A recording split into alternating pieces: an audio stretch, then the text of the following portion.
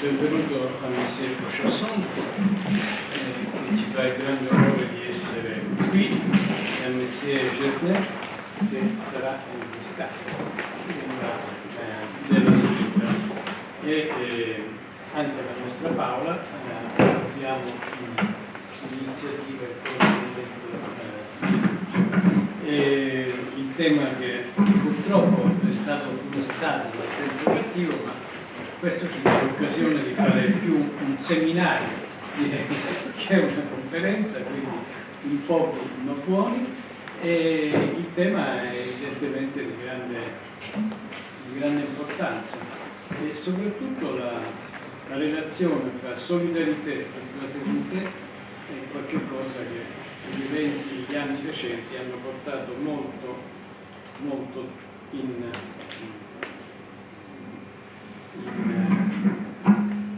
grande ritorno e risonanza, non a caso retour del moment solidariste della dottrina. Sono due cose diverse ma che evidentemente hanno un legame anche molto importante. Ma su questo ci diranno i nostri relatori. Per spiegare meglio il senso del ciclo di conferenze,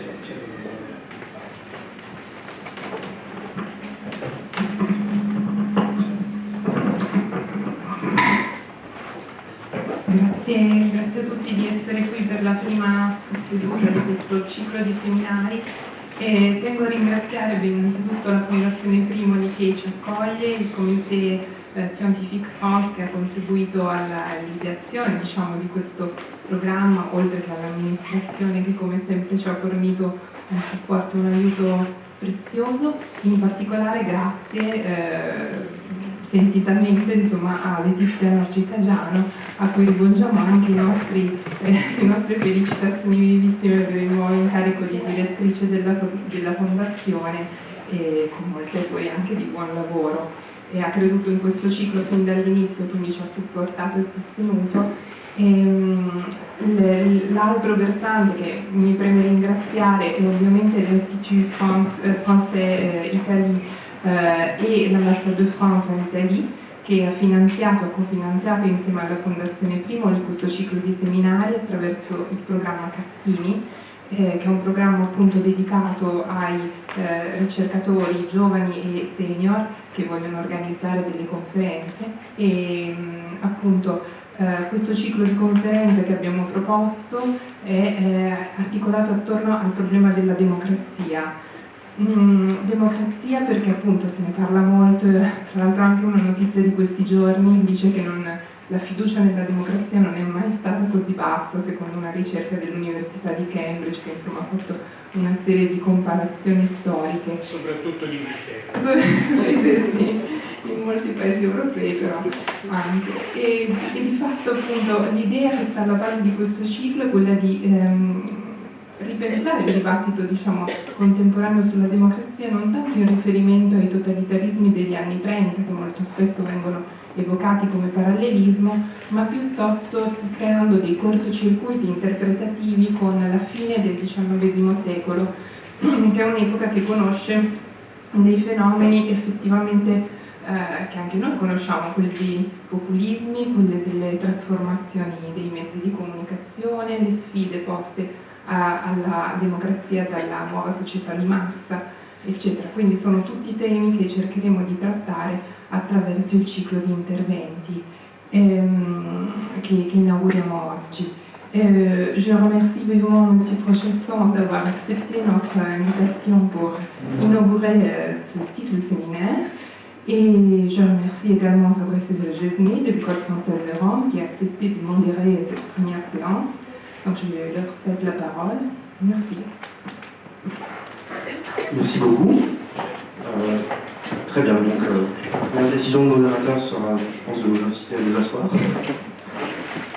Donc un grand merci pour leur invitation à modérer cette conférence au président de la Fondation Primoli, le professeur Roberto Antonini, ainsi qu'au professeur Letizia Narcicagiano, donc directrice de la Fondation, et à Paola Catani, qui nous a présenté le cycle de conférences à l'instant.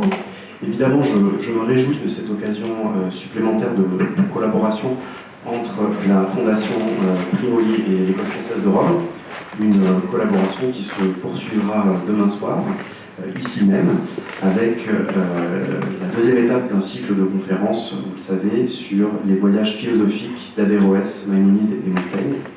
Vous savez que le philosophe Ali Ben Maklouf nous parlera demain d'une fable du XIIe siècle, dans laquelle un philosophe arabe d'Espagne médite sur la condition d'un homme seul sur son lit.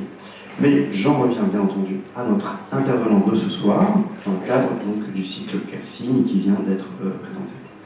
Christophe Rochasson est directeur d'études à l'École des hautes études en sciences sociales et il est le président de cette même institution avec laquelle l'École française de Rome a aussi un partenariat privilégié et extrêmement fructueux.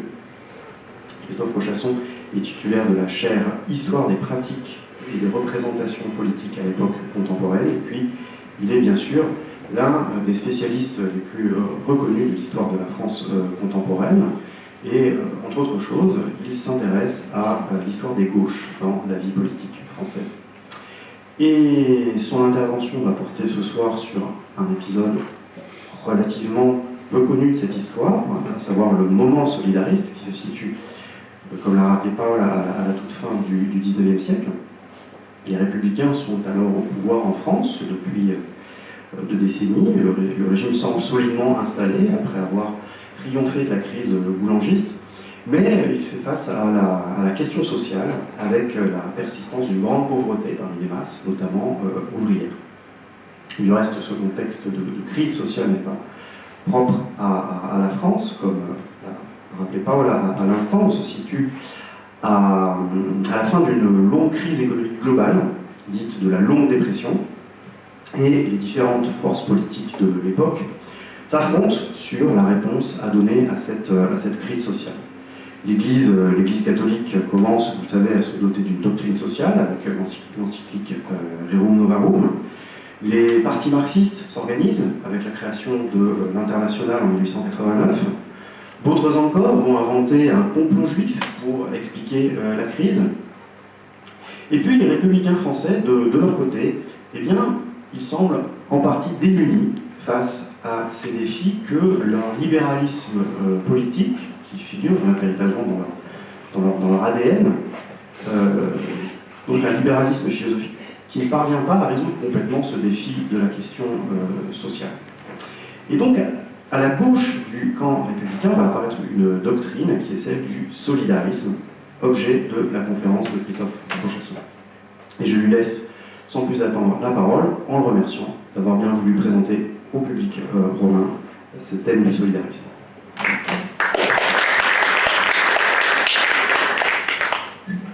Merci beaucoup Fabrice Gesnet. Merci aussi pour cette invitation. Je veux dire, je me sens tout de suite chez moi. J'ai devant moi Victor Duruy, Anatole France, Paul Bourget et Mizola, qui sont de vieux compagnons pour moi, des vieux compagnons qui n'ont cessé de m'accompagner dans les travaux historiques que j'ai consacrés à cette période que je ne devrais pas qualifier comme chère, parce qu'on doit toujours objectiver les périodes sur lesquelles nous travaillons et ne pas les essentialiser, mais il n'empêche qu'on entretient toujours, à un moment ou à un autre, un petit sentiment pour ces périodes, et donc je me sens bien face à ces noms. Ça ne veut pas dire que j'approuve tous les noms, parce que Bourget, ma foi, Mizola peut-être, mais je ne l'embarquerai pas nécessairement avec moi. Alors, j'ai donc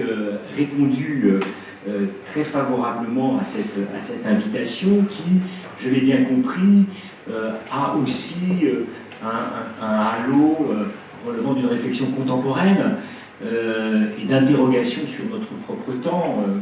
C'est l'intérêt de l'histoire en général, même d'ailleurs pour les périodes les plus reculées. Et si j'ai bien saisi, l'un des enjeux qui m'était posé était de, au fond, savoir comment pouvait, en l'occurrence, éventuellement, s'articuler la démocratie et la République.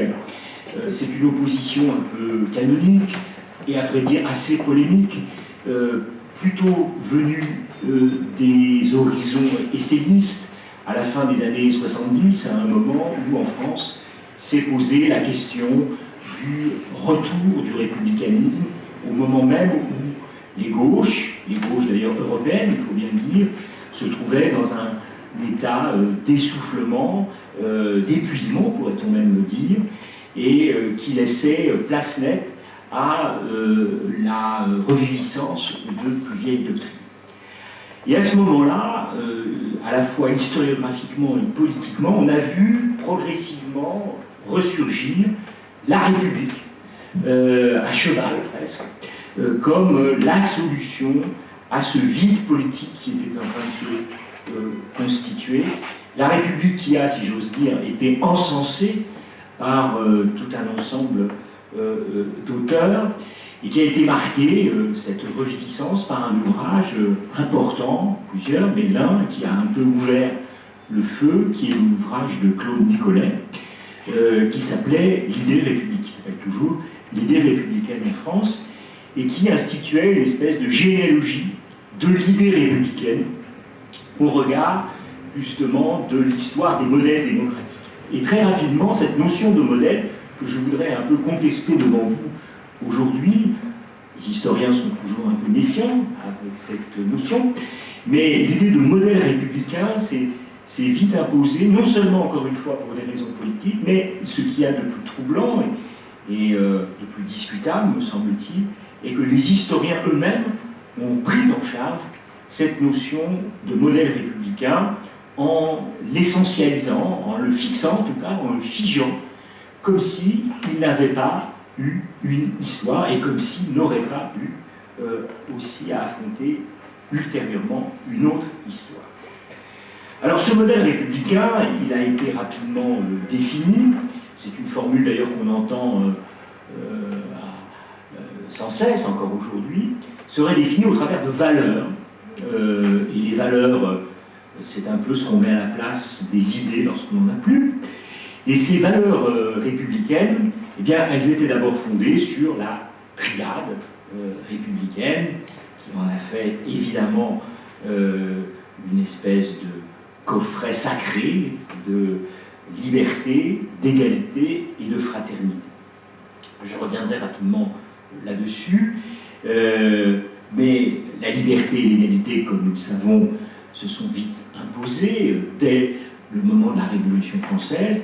La fraternité, même si elle en a couru, s'est plutôt imposée davantage, comme le disait habilement Michel Perrault, Mona Ozouf, excusez-moi, la fraternité a toujours été la petite dernière qui a visé à faciliter les relations entre la liberté et l'égalité. Alors la question est de savoir, au fond, est-ce que cette fraternité s'est elle aussi figée dans une seule signification, ou bien si des tentatives ont eu lieu pour lui donner un sens à des moments historiques particuliers.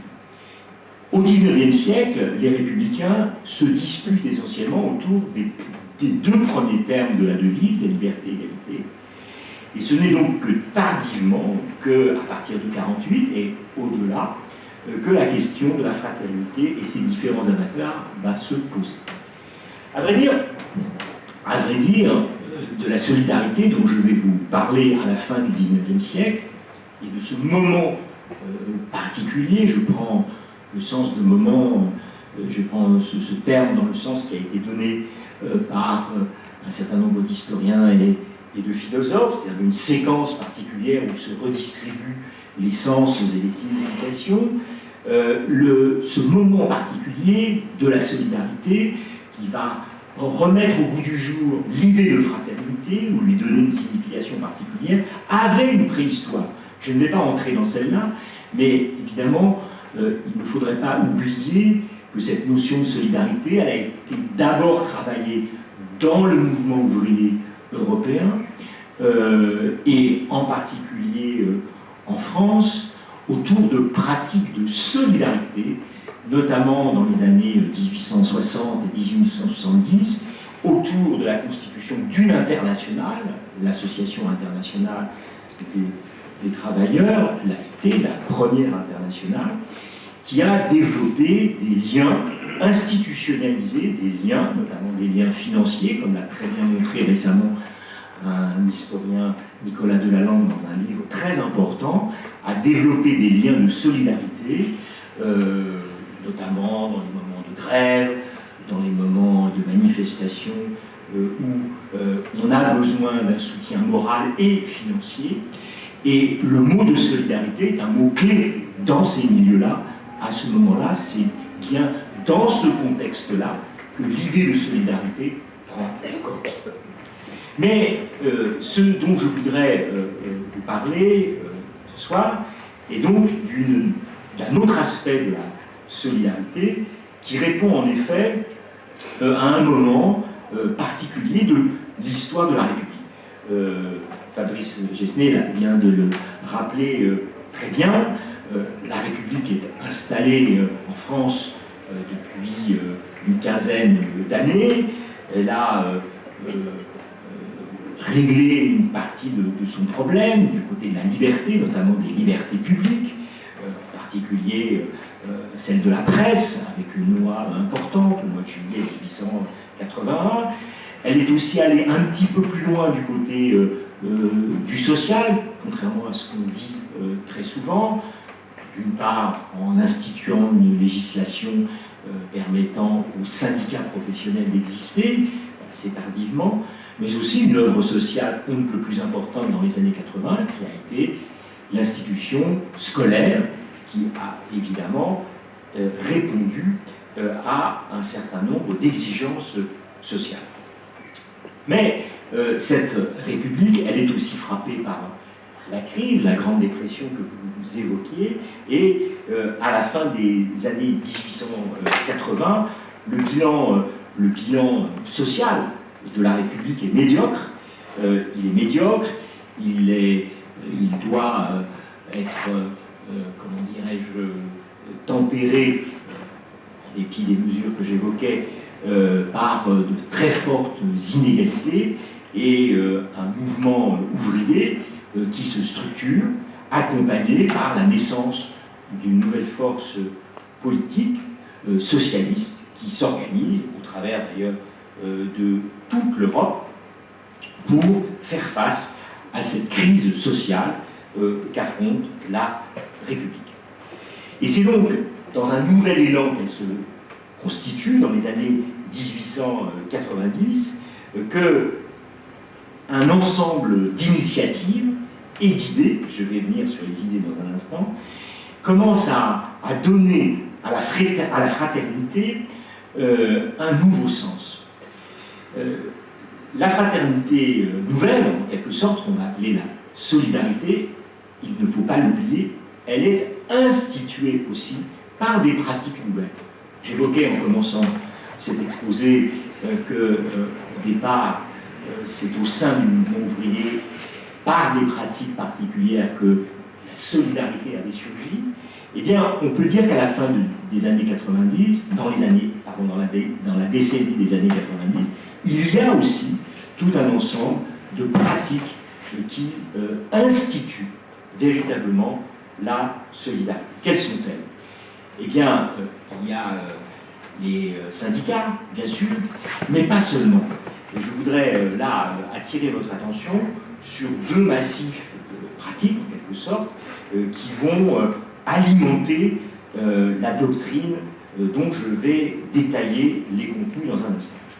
Il y a d'abord dans les années 90 l'affirmation progressivement d'une économie politique nouvelle qui fait de la coopération un article de programme fondamental.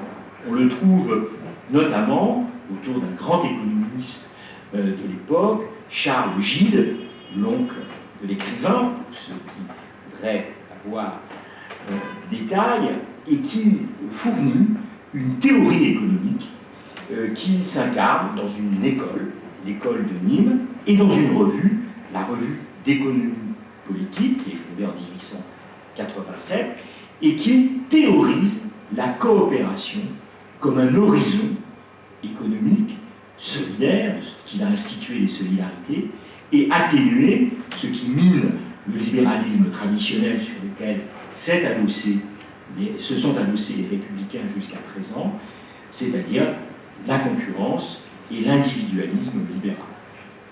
Alors, ce nouvel esprit républicain, qui rompt avec un autre, je dirais, une théorie économique qui avait dominé dans le monde républicain, il y a à côté de cette école-là, de ce courant-là, une autre dimension sur laquelle qui est très importante, c'est la montée en puissance dans les mêmes années de l'éducation populaire, de l'éducation populaire, qui fait aussi des valeurs de coopération, des valeurs de solidarité, un ensemble de valeurs essentielles pour redonner à la République le souffle qu'elle a perdu.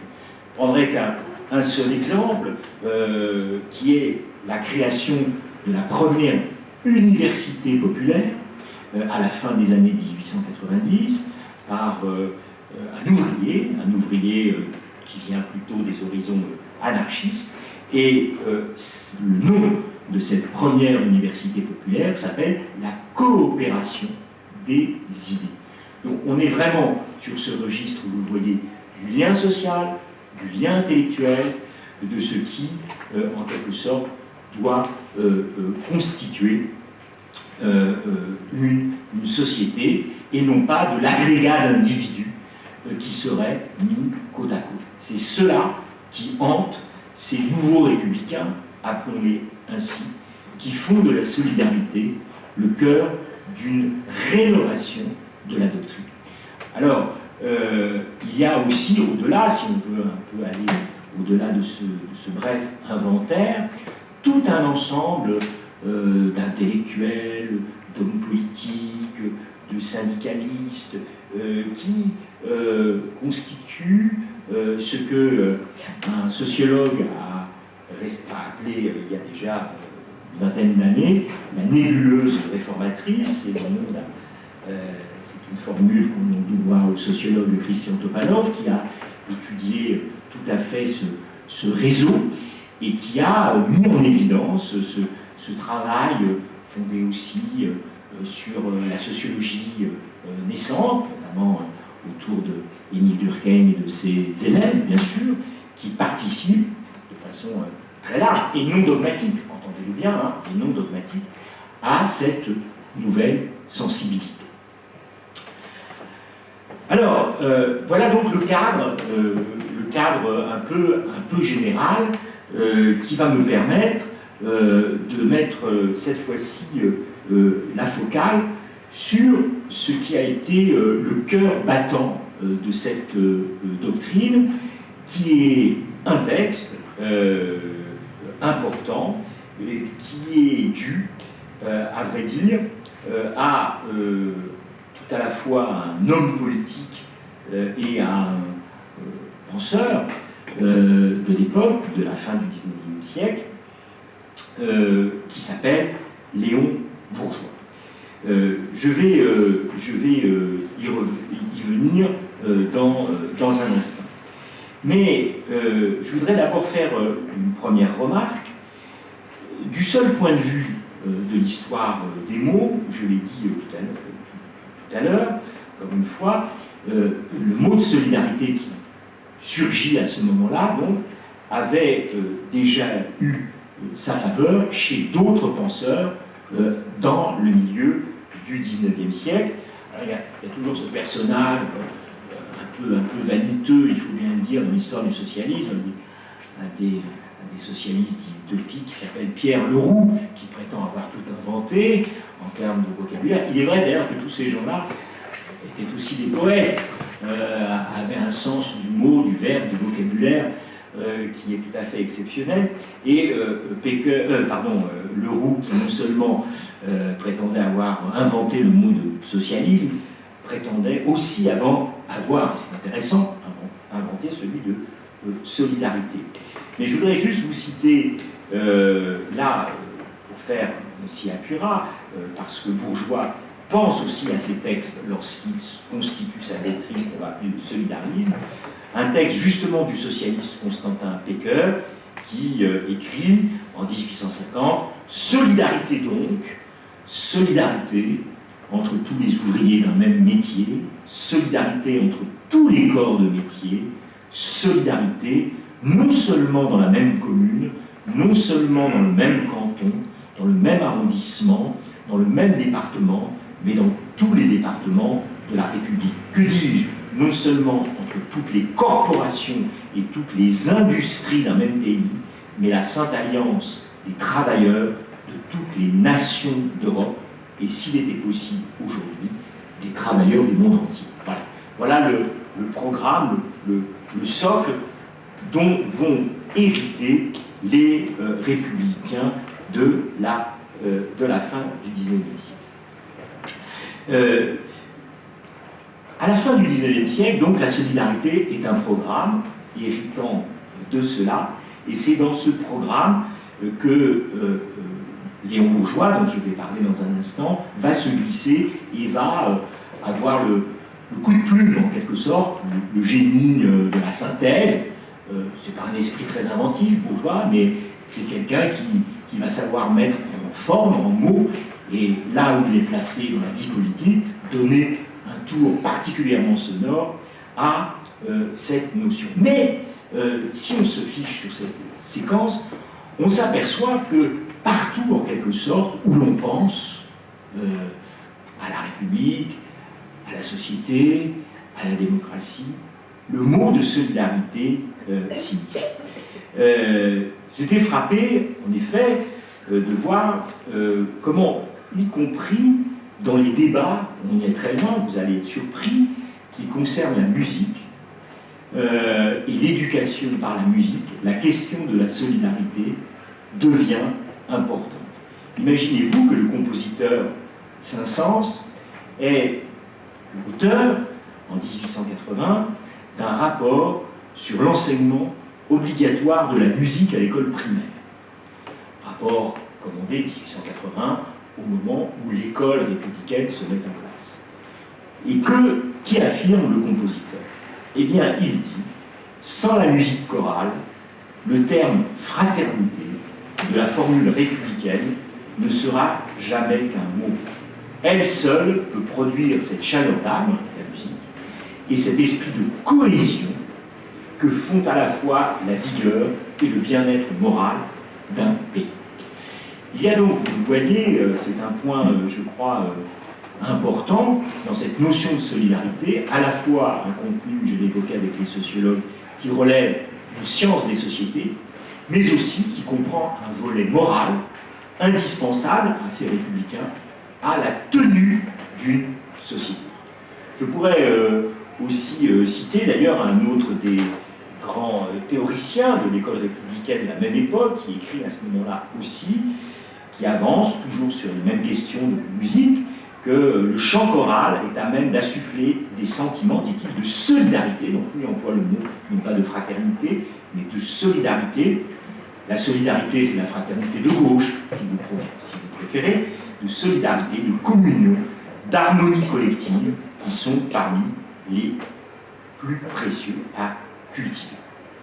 Et à la même époque, un grand congrès d'éducation, le titre exact, si je le retrouve d'ailleurs, congrès de l'éducation sociale, un grand congrès de l'éducation sociale, place d'ailleurs la question de la solidarité au cœur des éléments qui doivent être enseignés par les instituteurs. Donc, je n'insiste pas davantage. Vous voyez dans quel cadre nous sommes. On pourrait multiplier les coups de projecteur pour voir que décidément, la solidarité a intégré ce qu'on appellerait nous aujourd'hui, formule qui n'existe pas tellement à ce moment-là, les valeurs républicaines. Mais c'est enfin vers le volume de Léon Bourgeois, Solidarité, qu'il est nécessaire de se tourner maintenant. C'est un volume qui est publié en septembre 1896 et qui avait, comme on le faisait beaucoup à l'époque, à vrai dire, donné lieu avant à toute une série d'articles qui avaient été publiés dans une revue. Et beaucoup d'une façon de travailler, on a un peu perdu de vue, encore qu'il faudrait le voir, mais beaucoup de ces traités politiques, de ces ouvrages qui marquent la période, sont en réalité composés d'articles publiés dans un temps où les revues sont des acteurs politiques et culturels importants. Et donc, Bourgeois avait publié tout un ensemble d'articles dans la Nouvelle Revue, qui est une revue tenue par Juliette Adam, une revue républicaine, pas très progressiste. Et ce petit livre, dans lequel il ramasse ces articles, est devenu, encore une fois, la formule est un peu provocatrice, la Bible, pour des esprits laïcs, ça ne conviendrait pas tout à fait comme formule, mais la Bible de tous ceux qui ont contribué à faire de la solidarité le concept clé à même de rénover la philosophie politique républicaine. Philosophie républicaine, je n'y reviens pas, qui était dans un état, disait-on, d'épuisement conjoncturel. Alors, voilà ce qu'écrit Bourgeois au début de son livre, Solidarité. Il écrit la formule de la Révolution française. Non, excusez-moi, je fais une référence, je fais une erreur de référence. Ce qu'il dit là, il le dit dans le congrès d'éducation sociale que j'évoquais. Parce qu'il est vraiment l'homme de la solidarité sollicité par. Donc c'est dans le congrès, et non pas dans son livre qu'il écrit ça. La formule de la Révolution française est liberté, égalité, fraternité. Ai-je besoin de dire que nous n'entendons rien abandonner de cette formule? Nos observations tendent simplement à modifier l'ordre de ces trois termes. La solidarité est le fait premier, antérieur à toute organisation sociale. Elle est en même temps la raison d'être objective de la fraternité. C'est par elle qu'il faut commencer. Donc vous voyez, c'est assez intéressant que lui dissocie complètement la solidarité de la fraternité. Il fait en quelque sorte comme si la fraternité était une instance morale qui précédait une organisation sociale qui est celle de la solidarité. Cela dit, il faut bien dire, lorsqu'on lit Bourgeois de très près, l'équivalence entre les deux termes n'est jamais très longue. Elle affleure dans certains discours, par exemple, c'est pas par hasard si j'ai pris cet exemple, lors de l'inauguration de quoi? D'une mutualité scolaire, donc une coopération, d'une organisation évidemment solidaire. Et dans ce discours, devant cette nouvelle mutualité scolaire, il appelle à développer, je le cite, l'idée de fraternité par l'œuvre et non pas seulement par la leçon. Pas simplement de la morale mais des faits en quelque sorte, mettre dans l'esprit et dans l'habitude de l'enfant la haine de l'égoïsme, lui apprendre qu'il n'est pas élevé pour lui seul, mais pour lui et le reste des hommes, lui montrer le rôle du citoyen. Je vais m'étendre sur la dernière formule, le rôle du citoyen, à la fois créancier et débiteur. Créancier et débiteur. Évidemment, c'est un élément très important sur lequel je vais m'arrêter un tout petit peu. Mais vous voyez simplement avec cet extrait que la substitution progressive du troisième vocable, la fraternité, de la devise, par celui de solidarité, ne relève pas simplement d'un caprice de langage, d'une mode, en quelque sorte. Mais il s'agit, chez Bourgeois, comme dans les débats que j'évoquais rapidement, qui tournent autour, il s'agit bel et bien d'un dépassement des termes du débat ancien qui concerne, dans lequel les républicains se sont un peu pris les pieds, si vous voulez, qui concerne les rapports de l'individu et de la société. De l'individu et de la société, où s'affrontent, au fond, depuis 2 ou 3 décennies, peut-être même un peu plus, les socialistes et les libéraux. Or, chez les républicains, il y a les deux espèces.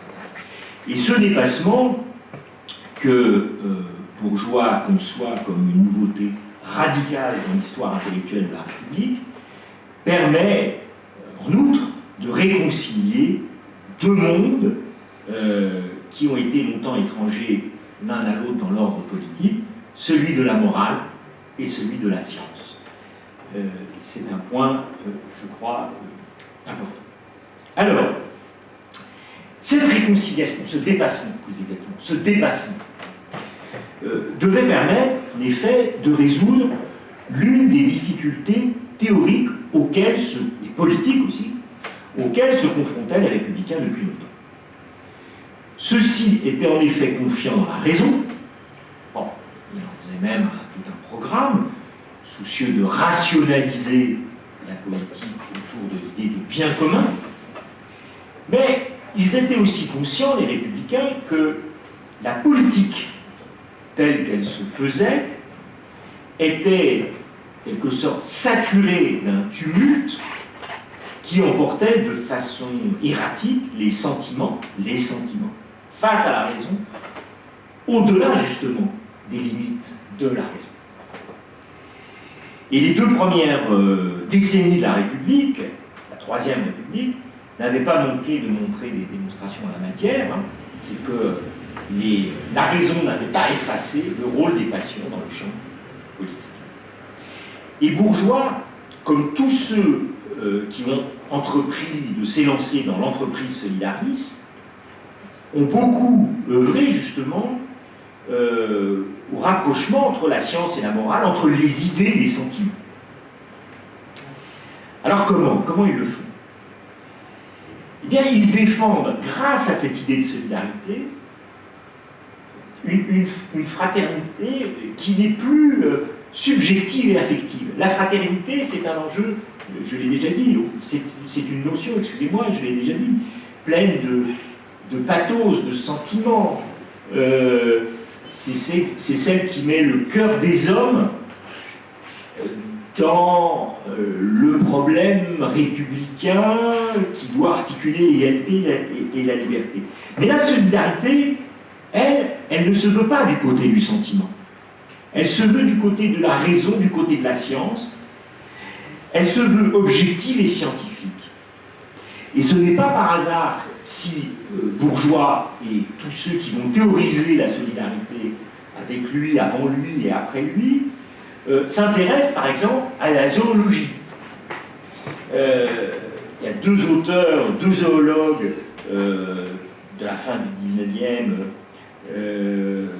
comme Henri Milne-Edwards et Edmond Perrier, et surtout Perrier, qui est l'auteur d'un ouvrage cité par beaucoup de solidaristes sur l'étude des colonies animales. Un ouvrage de 1881.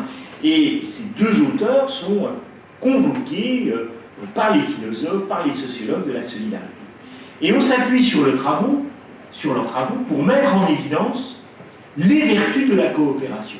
Les vertus pas au sens moral, mais l'utilité, le caractère indispensable de la coopération. C'est ce modèle de la coopération animale, en quelque sorte, qui doit guider le monde social. Alors, tout ce que je vais dire aura peut-être des résonances contemporaines, et non pas celui de la compétition.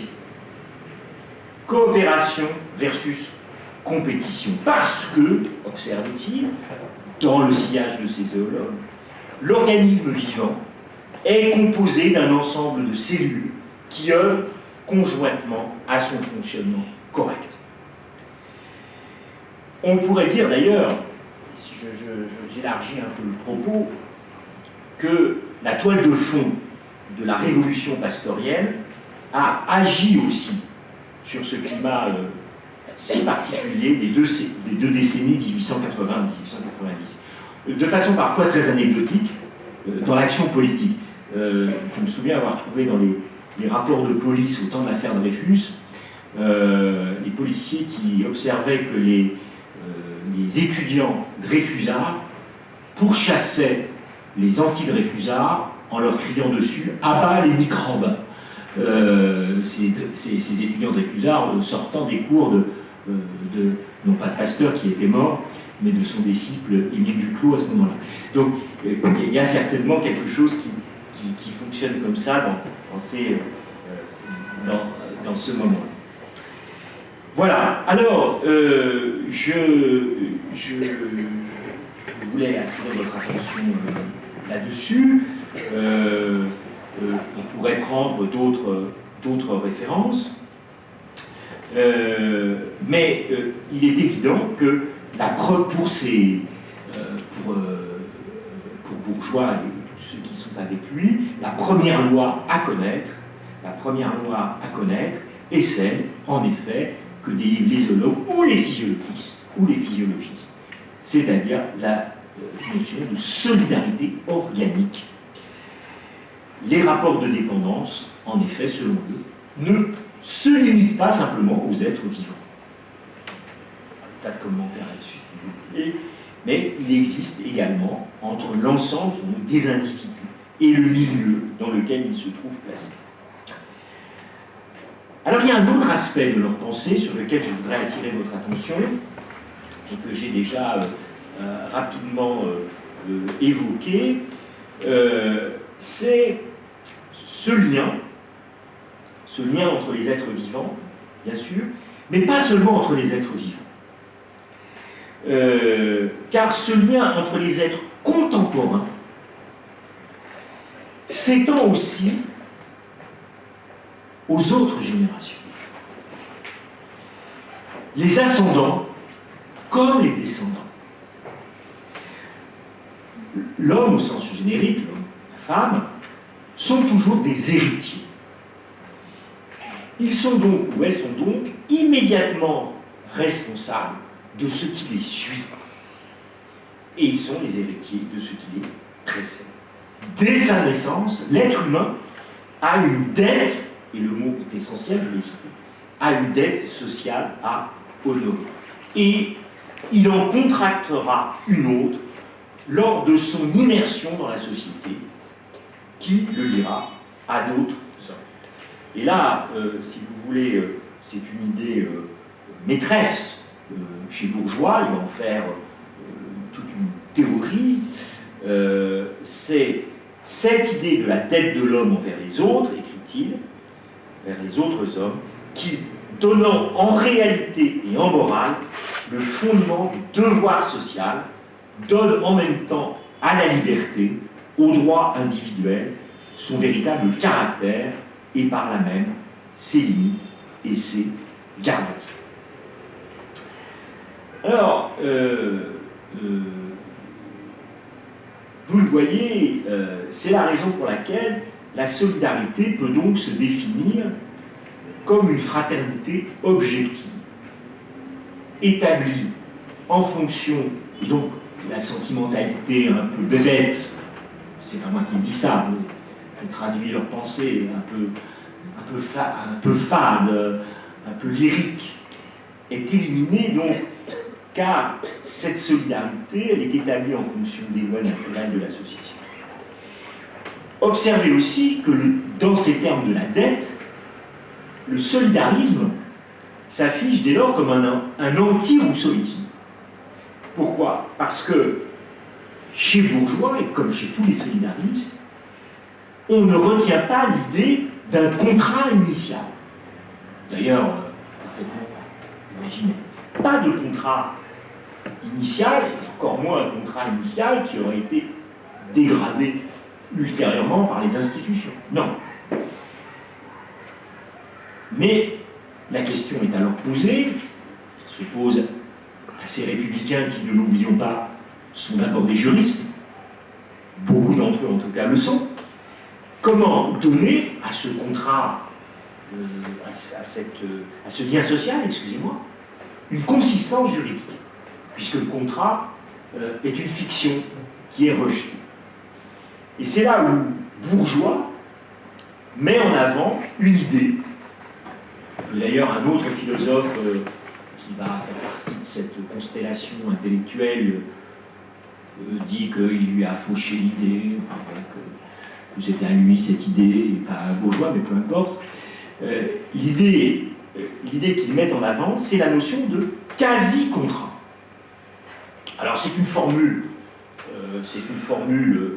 dont je ne suis pas convaincu qu'elle ait une consistance juridique à toute épreuve, toujours est-il que elle va servir à dire aux solidaristes, et à Bourgeois en particulier dans son texte, que les hommes, n'ayant jamais pu se rencontrer antérieurement à l'établissement du contrat, puisque cela n'existe pas,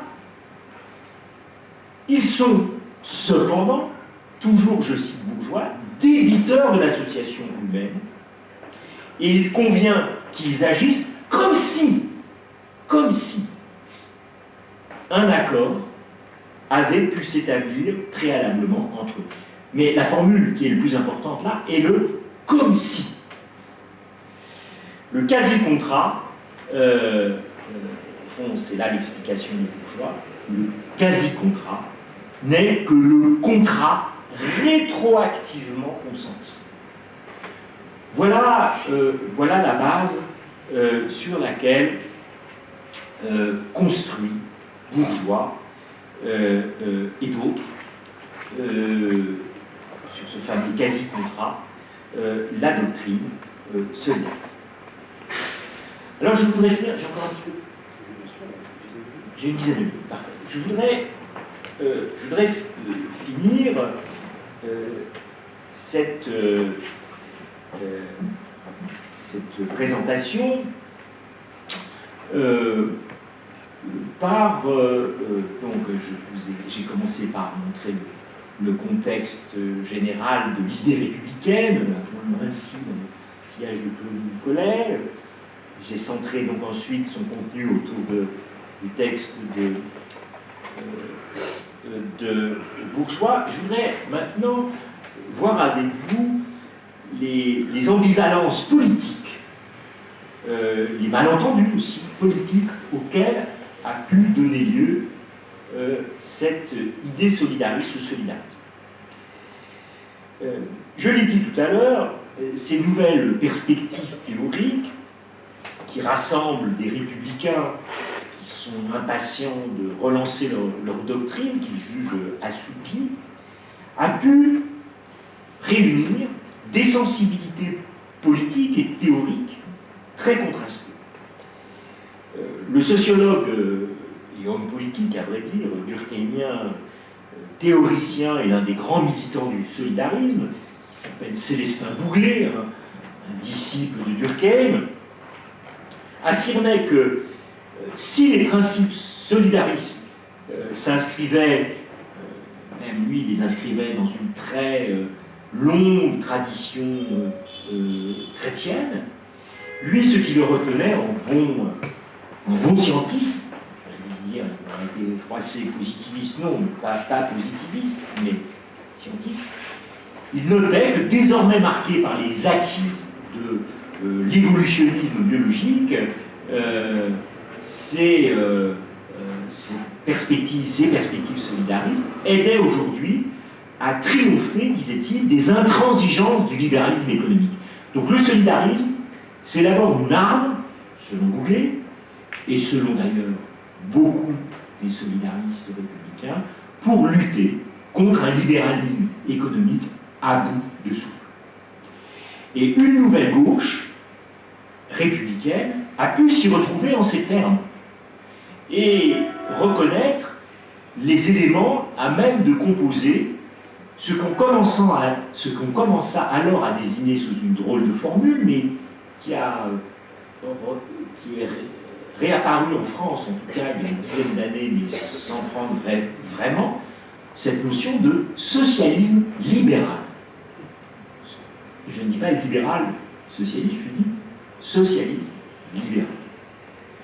Alors Bourgeois, qui n'était pas du tout un socialiste, un républicain radical, donc très hostile, vous allez le voir, toute espèce de collectivisation, oui, Bourgeois lui-même s'est quand même trouvé directement confronté au démarquage par rapport au socialisme, à la concurrence socialiste, à un moment, je le répète, dans les années 90, où le socialisme était une force montante partout en Europe et en France de la lutte. Et alors, du coup, dans ce contexte politique-là, les républicains libéraux, qui restaient une force importante, ont eu hâte, pour des raisons politiques que vous comprendrez, de rejeter Bourgeois du côté du socialisme, comme un adversaire. Cette histoire de solidarisme n'était pas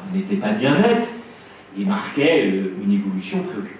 Alors voilà comment il répond à cette objection. D'ailleurs, les socialistes, eux, les plus modérés, font la même chose d'une certaine façon, essayent de récupérer Bourgeois et les solidaristes de leur côté en disant finalement, vous vous ralliez à notre combat et à nos idées. Alors voilà comment il répond Bourgeois. Monsieur Renard me demande si je suis socialiste. Le mot a pris une telle extension que quiconque s'occupe des problèmes sociaux et s'en préoccupe se peut dire socialiste.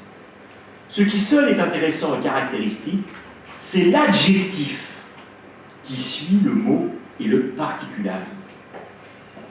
Socialiste donc, je le veux bien, mais socialiste libéral. Le plus libéral des socialistes.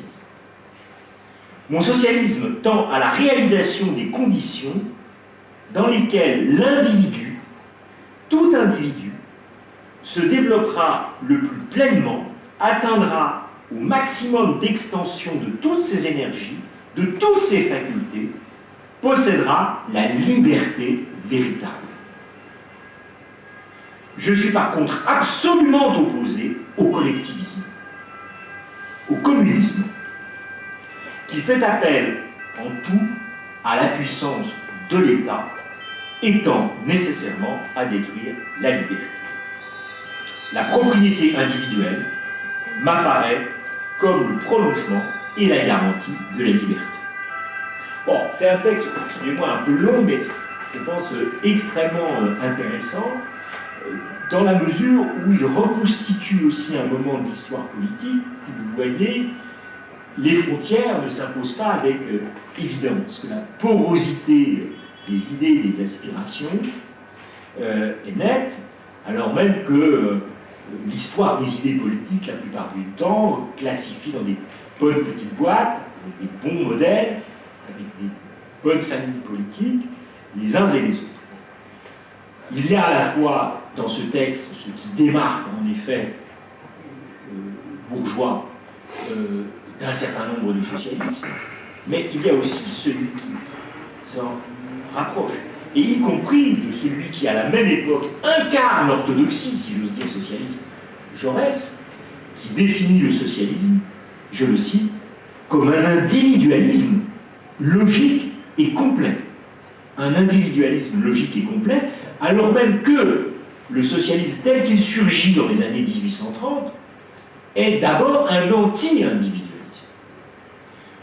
Tout ça pour revenir à ce que je vous disais en commençant, et je m'avance vers ma conclusion, à dire que, évidemment, c'est par histoire la situation dans laquelle ces doctrines sont élaborées, qu'elles prennent du sens, et non pas par une continuité qui ne résiste pas à l'examen. Alors,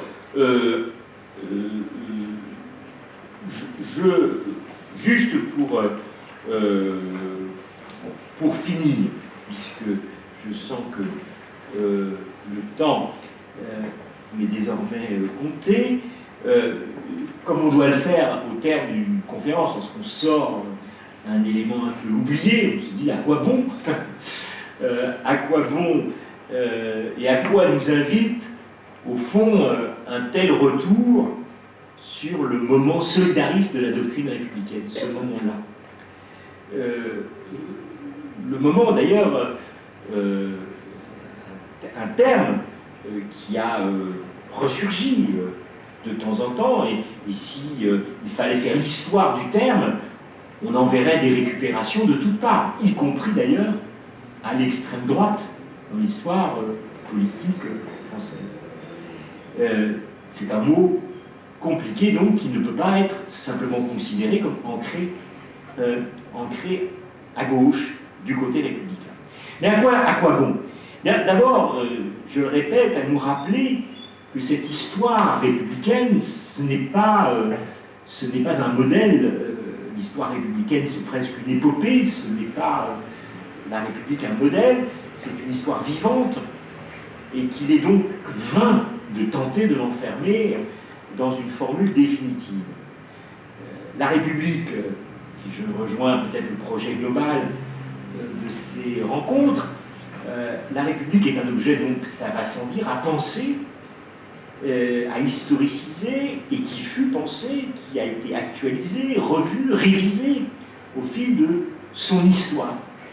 Et que opposer mécaniquement République à démocratie nous conduit, me semble-t-il, à des impasses.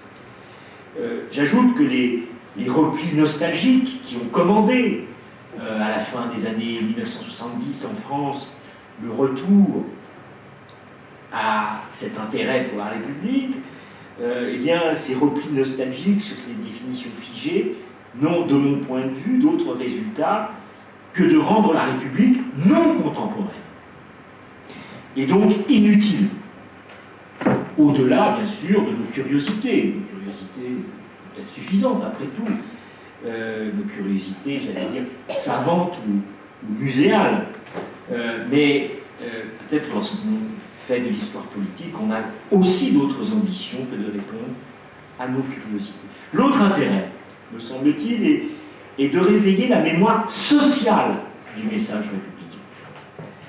Vous savez, la rupture qui a eu lieu dans l'histoire politique française de juin 1948 et l'effondrement de la Deuxième République ont un peu écorné la dimension sociale de la République. On l'a pensé comme un modèle politique et strictement politique qui ont permis de donner un espace aux socialistes, qui se disaient au demeurant républicains, mais qui traitaient en quelque sorte le prolongement de la République. Eh bien, ce message social, il est sans doute plus riche qu'on ne le dit souvent. La République sociale n'est pas un songe creux, n'est pas de la rhétorique de congrès, elle est aussi un programme politique, elle est aussi une théorie politique, et elle est bien présente au centre du discours et de la pensée des républicains français à la fin du XIXe siècle, qui la traduisent d'ailleurs en termes de politique. Donc vous le voyez, la solidarité, fraternité modernisée, s'il fallait conclure, sous l'empire des sciences sociales et du droit, réintroduit, je l'ai dit, des composantes morales et éducatives, mais pas seulement. Je signale au passage que Léon Bourgeois a été à la tête d'une association très importante qui a accompagné la constitution de l'école républicaine qui s'appelait la Ligue de l'enseignement, comme quoi l'enseignement, l'instruction est aussi au cœur de ce message social et de cette solidarité. Et donc c'est à tort, je vais décider, vous allez penser que c'est ma tête de turc, mais c'est à tort que Régis Debray, qui a inventé l'opposition République-démocratie, dénigrait naguère le solidarisme en le réduisant, disait-il, je crois, à une doctrine digne du portefeuille théorique de M. Homais, ou peut-être une formule qu'on trouverait dans le dictionnaire des idées reçues, solidarité, être pour, Bref, tout cela ne convient pas, me semble-t-il, tout à fait, ne rend pas justice à ce moment-là, de même qu'il convient de nuancer une lecture faite par Jacques Donzelot à propos de l'émergence de l'État social, qui aussi passait un peu par pertes et profits de tout cela. Sans doute aussi parce que le socialisme, historiquement, l'a emporté, évidemment, au regard d'une idée solidariste qui s'est un peu effondrée face à la vigueur théorique, politique et sociale du socialisme dans l'Europe contemporaine. Voilà.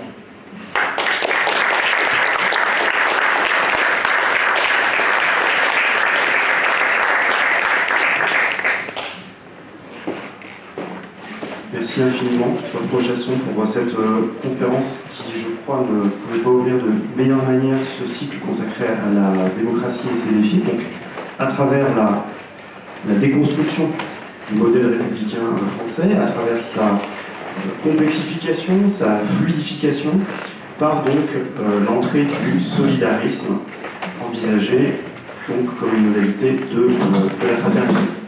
Votre présentation était vraiment riche de surprises. Celle par exemple de ce programme d'enseignement musical républicain. J'ai donc pu identifier le lointain responsable des cours de flûte à bec qu'on m'a infligé dans mon enfance.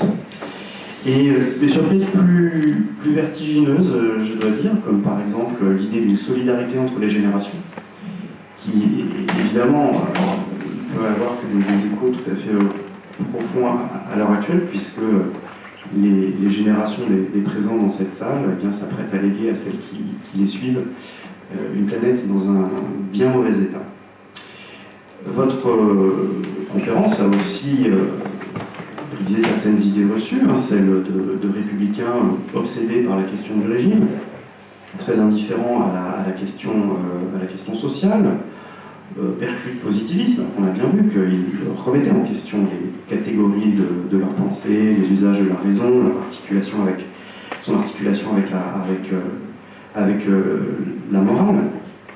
Et puis pour l'historien du contemporain, je trouve qu'il y avait là une belle leçon sur la chronologie de l'intervention de l'État, qu'on fait souvent remonter à la Première Guerre mondiale, mais on voit qu'ici, à la fin du long XIXe siècle, il y a vraiment une fermentation intellectuelle riche de legs pour la suite.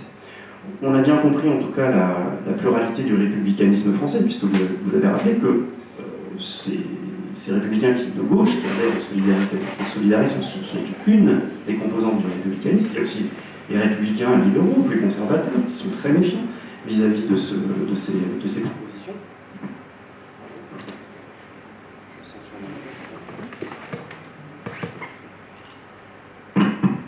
Merci. Mais le républicanisme est aussi un phénomène transnational.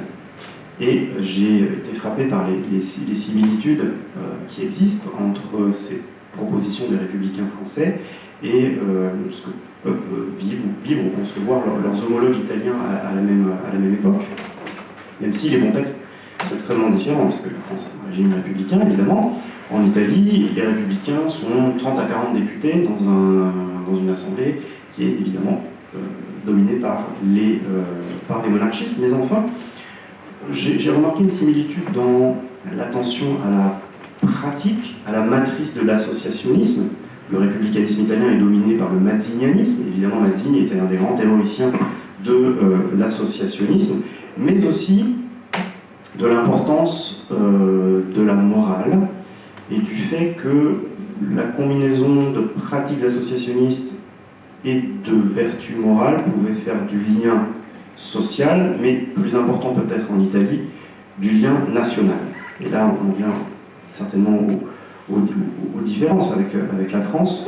Une autre différence étant peut-être qu'en Italie, le paysage politique, social est moins centralisé qu'en France. Pardon, c'est une banalité, mais enfin, les propositions théoriques sont aussi ancrées régionalement. Je pense par exemple à l'Émilie-Romagne, terre de républicanisme, avec les propositions du Mantuan Achille Sac, qui est mort certes en 1890, un peu avant, mais qui avait des propositions sur l'associationnisme peut-être assez comparables. L'autre différence entre la France et l'Italie serait peut-être je ne sais pas, hein, c'est une hypothèse, la force du catholicisme, puisque l'époque dont on parle, qui est à grands traits celle de l'État giolitien qui commence en Italie, c'est aussi une époque de fort développement de l'associationnisme catholique en Italie, qui peut-être, combiné à la puissance du socialisme italien, va contribuer à confiner les républicains dans un angle politique un peu étroit. Alors, je vais donner la parole à la salle, qui sans doute a beaucoup de questions. J'en aurai énormément. J'en proposerai peut-être une seule. C'est est-ce que le solidarisme est une affaire d'hommes ou sont les femmes? Vous savez mieux que moi qu'il y a toute une historiographie sur le côté masculin des vertus républicaines. Est-ce que dans le cadre du solidarisme, on en est là aussi? Est-ce que les femmes contribuent à la théorie solidariste? Est-ce qu'elles sont envisagées par ces théoriciens? On peut peut-être regrouper des questions si la salle veut en poser.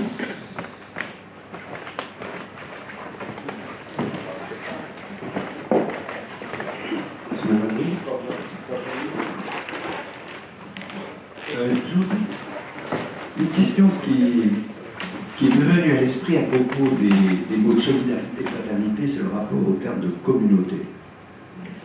De communauté. Parce que dans certaines présentations qui ont été faites d'auteurs, pas la vôtre, d'auteurs, la solidarité semble une cohésion communautaire. Et de ce point de vue-là, le terme solidarité pourrait avoir une dimension bien sûr sociale, mais séparatrice. Alors que la fraternité semble avoir en revanche une dimension sociale beaucoup plus intégratrice. Et je me posais la question de savoir, puisque Fabrice Gesné a fait un rapport à la doctrine sociale de l'Église qui commence, quel est le rapport avec les lois laïques, la laïcité de la fin du XIXe siècle. Par exemple, à l'époque révolutionnaire, la loi Le Chapelier a supprimé toutes les corporations. Donc, pratiquement, on voulait un rapport direct entre le citoyen et la République. Dans cette époque, il semble qu'on veuille une sorte de refaire, enfin, non pas des corporations, mais il y a l'esprit, en fait, qui naît de recommunautarisation, on va dire communautarisme, hein, mais dans ma question, il y a tout de même ça, un petit peu, dirais-je, c'est aujourd'hui, on a les problèmes du communautarisme, surtout en France. Quelle est la garantie, en fait, que l'idée de solidarité ne soit pas instrumentalisée pour favoriser du communautarisme? La fraternité, qui fait partie des droits en vertu républicaine, serait de ce point de vue-là moins utilisable.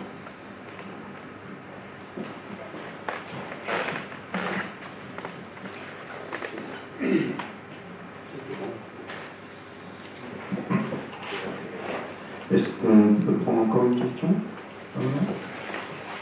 Merci beaucoup pour ce parcours très riche à travers celle que je définirais, disons, une partie du vaste chantier qui essaye de contraster en quelque sorte le paradigme de l'intérêt et surtout de trouver une synthèse entre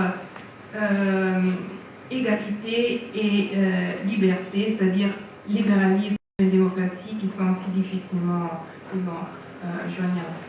Mais je voudrais donner une précision sur la notion de coopération que vous avez justement mentionnée, puisque Léon Bourgeois est effectivement aussi quelqu'un de très important pour la fondation de la Société des Nations. Donc sur le plan, disons, transposer le discours du solidarisme sur le plan de l'international, dans la mesure où, en effet, il est créé un test fondateur pour la Société des Nations. Il va devenir aussi, je crois, le premier président de l'Assemblée de la Société des Nations. qui est fondé, qui est un organisme libéral, donc non pas socialiste, qui a une idée de l'internationalisme qui est tout à fait différente de l'internationalisme socialiste, et en même temps se fonde sur l'idée de la coopération en tant que, manière de dépasser les contrastes, donc la loi de la violence, aussi sur le plan, disons, biologique, comme vous l'avez mentionné. Et de ce point de vue, j'ai remarqué que les appels en faveur de la morale dans la politique, dans la société, se multiplient au début du XXe siècle. Et en effet, c'est aussi leur faiblesse, si l'on veut, puisque un théoricien, disons, comme Carl Schmitt, pense que la morale doit être autre chose que la politique. Donc c'est en même temps, voilà, c'est une question, disons, qui porte sur les rapports entre morale et politique. Voulez-vous répondre, Chasson, à cette première série de questions? C'est des questions très importantes. Merci. J'ai perdu mes papiers, ça va.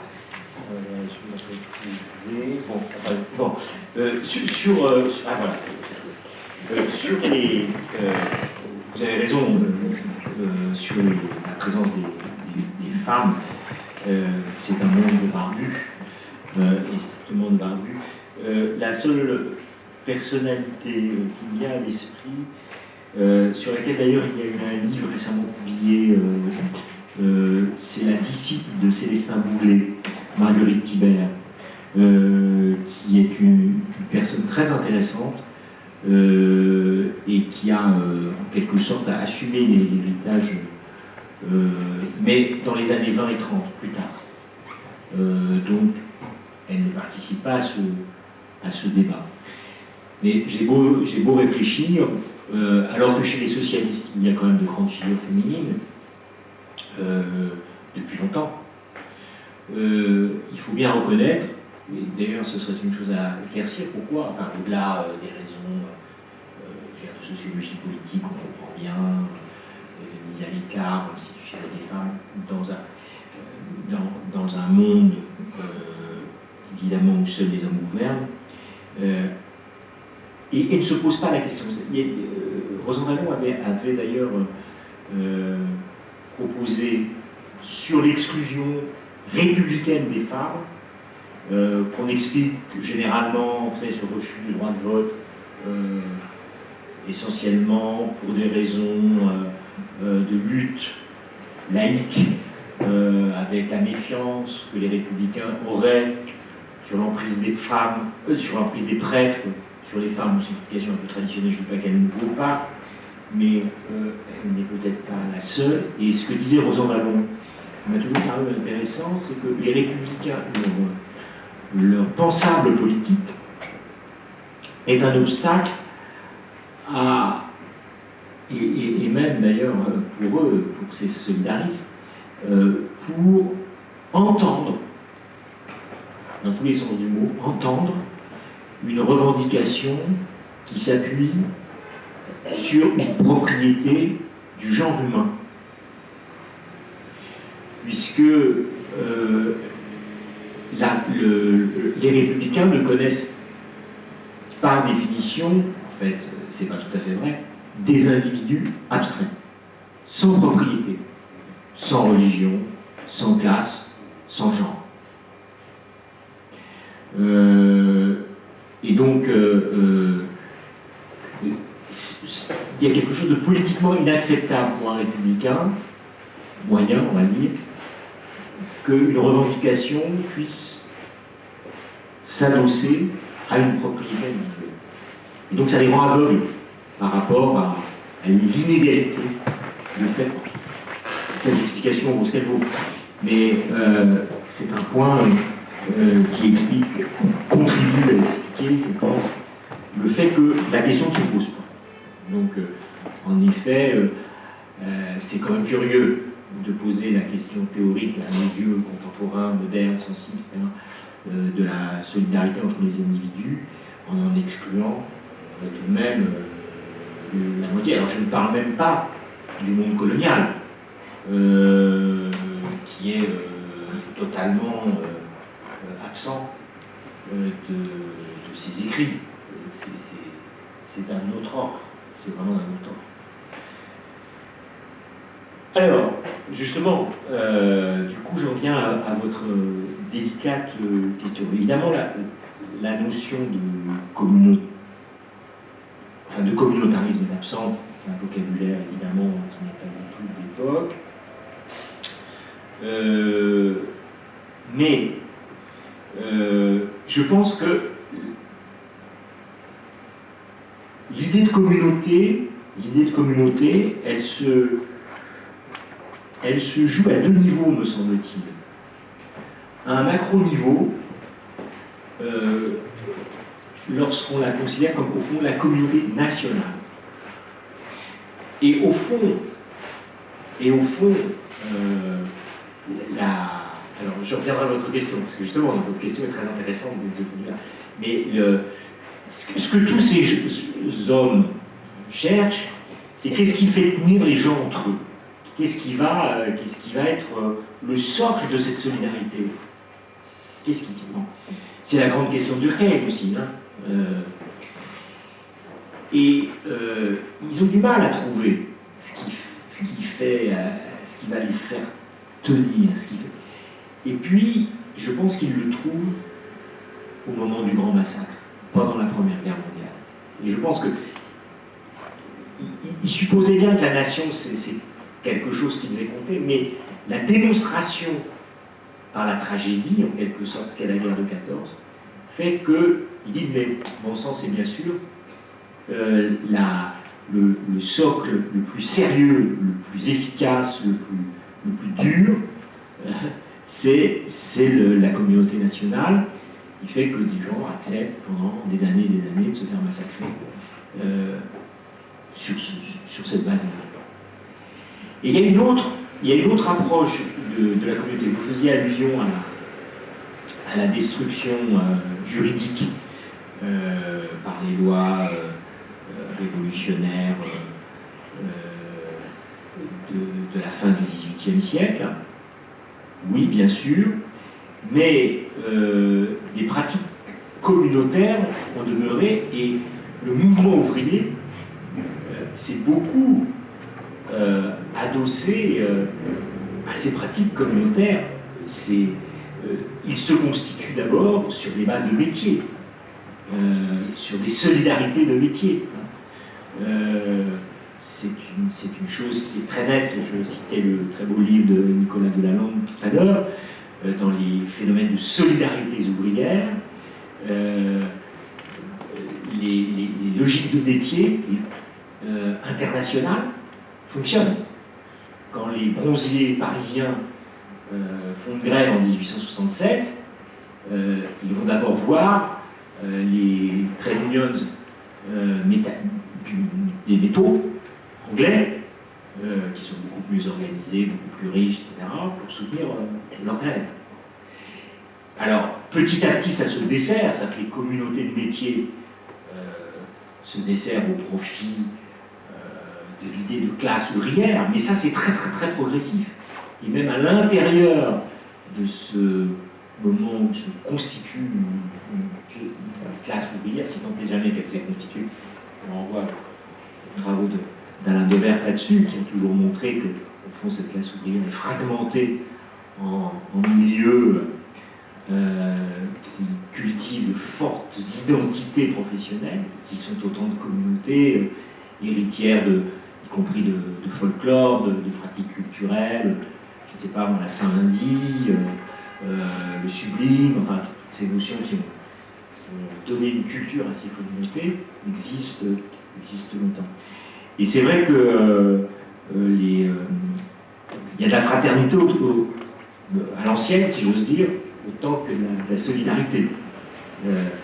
Si on oppose fraternité, comme vous le suggériez, qu'on bascule du côté plutôt du sentiment, de la morale, etc., à la solidarité qui est plus institutionnalisée, l'international, évidemment, comme instrument de l'institutionnalisation de la solidarité, c'est jamais comme ça en histoire. Il n'y a pas une étape qui succède à une autre.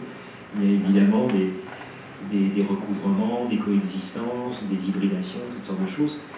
Et c'est dans cette perspective-là, je pense qu'il faut s'inscrire. Et du coup, j'en viens à votre question, effectivement, de la communauté nationale à la communauté internationale. Je sais que, si on prend un ancien ministre des Affaires étrangères français, il n'y a pas de communauté internationale, que ça n'existe pas, que c'est une fiction, etc. Il n'empêche que chez Bourgeois, il y a bien ce projet-là. Et s'il a été prix Nobel de la paix, il faut quand même le rappeler aussi, avec une conception pacifiste qui ne l'a pas empêché, comme beaucoup de pacifistes européens, d'accompagner la Première Guerre mondiale. Mais vous avez raison de dire que son idée de coopération internationale, c'est au fond de faire des nations comme des individus et de les inscrire dans un système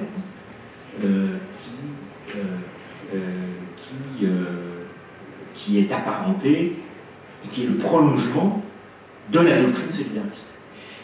Et je pense qu'il y a chez lui, alors ce que vous dites en citant Schmitt, c'est l'anti-Schmitt absolu, Bourgeois. C'est l'anti-Schmitt absolu. Je vais vous citer juste un article, un texte de lui que j'ai sous les yeux, donc d'avant la guerre de 14, mais on voit bien, vous allez le voir, comment cette thématique qui le hante vraiment dans ses textes va s'appliquer complètement aux relations internationales, surtout après la Première Guerre mondiale, quand il parle donc de la doctrine solidariste. Voilà ce qu'il en dit. C'est dans son texte de 1896. Il dit « Elle apprend à ne pas se haïr. Elle apprend à ne plus croire que le progrès humain peut résulter de l'intolérance et de la haine. Elle apprend que si les hommes ont leurs faiblesses et leurs fautes, puisqu'ils sont des hommes, s'il est bien de condamner les uns et de punir les autres, la dignité d'homme qui demeure en eux doit toujours être respectée. » C'est un texte magnifique, je trouve. Je suis un peu sentimental, excusez-moi, mais je trouve que c'est très beau. Et elle apprend surtout à respecter cette dignité de la personne humaine chez ceux dont on ne partage pas, chez ceux dont on combat même les idées. Ah, messieurs, tiens, toujours fait des messieurs, monsieur. Ah, messieurs, quand donc saura-t-on respecter la personne dans le combat contre les idées? Quand donc saura-t-on, comme le disait Rousseau, que les insultes sont les raisons de ceux qui ont tort? Que rien n'est plus détestable que les provocations aux guerres intérieures, alors là, vous avez entendu, aux luttes de classe, évidemment, aux luttes de race, aux luttes de religion, et que ceux-là sont des semeurs de crimes qui osent proférer à cette fin du XIXe siècle des paroles odieuses de haine entre les enfants d'un même pays. Bon. Ils sont dans cette logique-là, c'est-à-dire de haine de la violence, de rejet de la violence. Voilà, et donc on se... Mais ils traversent quand même la Première Guerre mondiale, et durant laquelle ils écrivent, je ne sais pas d'ailleurs, très franchement, ça vaudrait le coup, mais dans laquelle beaucoup de ceux-là, beaucoup de solidaristes se sont mis à écrire quand même des choses qui ne respectaient pas ce programme-là. La guerre a quand même rebattu les cartes, il faut bien le dire, et a réintroduit la haine violente, y compris chez les gens qui la proscrivent. Mais lui, en effet, il reprend le fil de cette histoire, d'une certaine façon, après, à la SDN.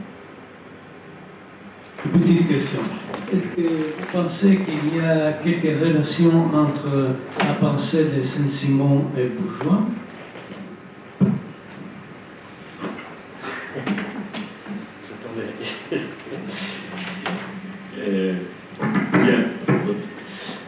Alors, écoutez, je pense que, en effet, j'ai fait allusion à Perrier, ami Edouard aussi, parce que ce sont deux auteurs qui sont cités surtout par Bourgeois d'ailleurs, et par quelques-uns de ses proches. Je pense qu'il ne faut pas aller trop loin non plus dans leur connaissance, d'une part, des œuvres de ces scientifiques, ni dans la façon dont ils s'approprient leurs œuvres. Ces républicains sont des fervents de la science en général, des savoirs nouveaux, à un moment où c'est en ébullition, comme vous le rappelez vous-même, où c'est une époque extraordinaire de ce point de vue-là, ce moment-là. Et je crois qu'il ne faut pas surinterpréter cela. Il y a une espèce de plaquage mécanique, en quelque sorte, de modèles scientifiques puisés ailleurs, un peu à la façon de l'anecdote que je vous évoquais, de ces étudiants de Pasteur, de Duclos, qui utilisaient une image des microbes pour combattre.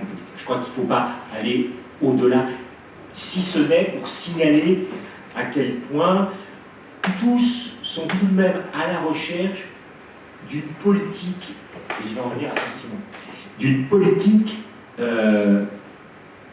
adossée à la science, à l'administration des choses, voilà, qui met à l'écart autant que faire se peut, justement, c'est pour ça que la solidarité remplace peut-être la fraternité, met à l'écart autant que faire se peut ce qui ne relève pas du savoir avéré, certifié par les savants. Il y a l'idée, il y a encore la vieille idée d'une politique capacitaire confiée. Ça, c'est alors problématique. Comment on peut articuler la démocratie avec la science?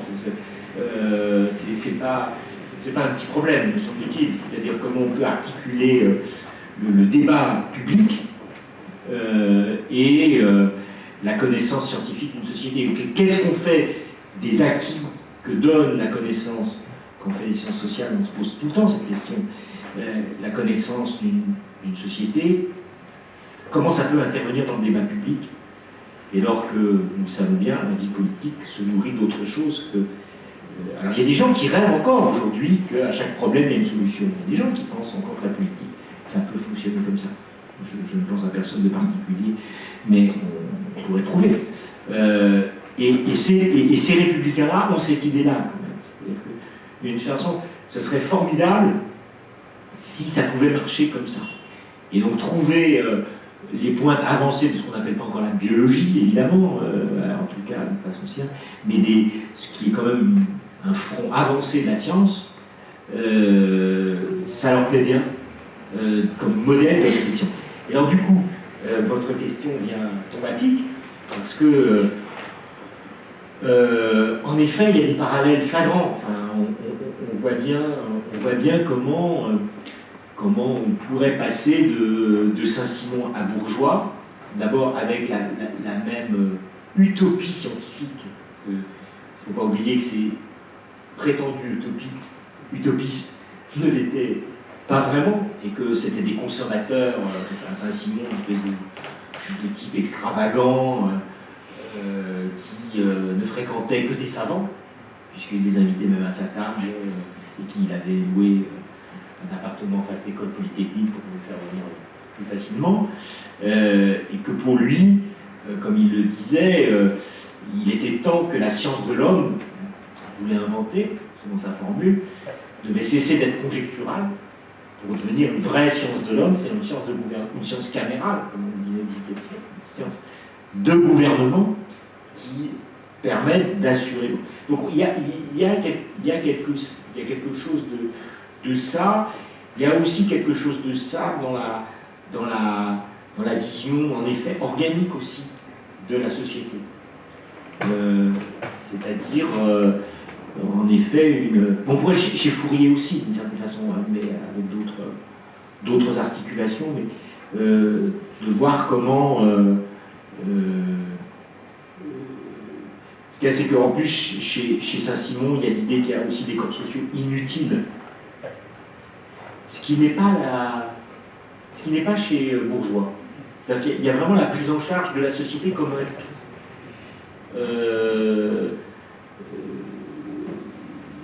chez Fourier aussi, d'ailleurs. Chez Saint-Simon, c'est plus compliqué, puisque considère qu'il y a quand même des gens qui sont nuisibles, quoi, et qu'il faut d'ailleurs les faire disparaître, hein, selon la fameuse parabole de 1819. Donc, bon, je pense qu'il y a d'une certaine façon, oui, là, enfin, une continuité toute relative, mais il y a des échos. Et il est vrai que le bourgeois est un lecteur de tous ces textes-là. Tous ces hommes politiques sont des gros lecteurs, et ça d'où ils viennent, quand même. Bien, je crois que le moment est venu de clore ces échanges tout à fait riches et passionnants, en remerciant bien sûr Christophe Rochasson pour cette présentation tout à fait stimulante du moment solidariste, et puis en remerciant aussi la Fondation Primoli, avec son équipe de direction, sa coordination scientifique, mais aussi toute l'équipe hein, pour les moyens techniques. Donc merci pour ce moment d'échange et de francophonie aussi. Et puis merci pour le rifresco, l'aperitivo qui va nous être offert tout de suite. Merci à toutes et à tous.